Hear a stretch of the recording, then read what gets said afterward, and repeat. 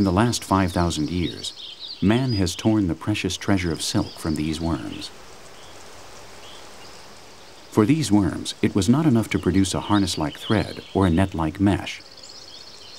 They wanted something else to protect them during their metamorphosis, something more compact, a resistant, light, and insulating mesh.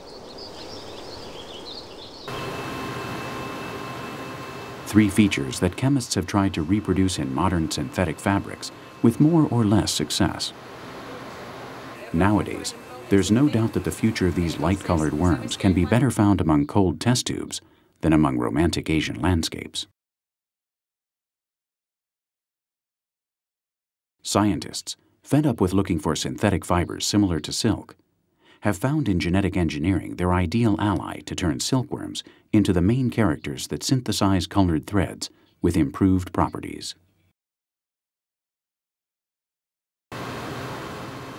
They are studying the possibility of inserting a spider gene in the worm to have it produce silk with spidroin, the protein that gives spiderwebs their strength.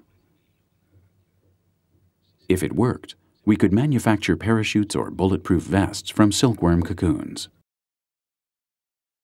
It is also likely that science will not have enough with the kilometer length of each cocoon thread, and scientists will end up producing new worm species that produce more silk and naturally eat much less.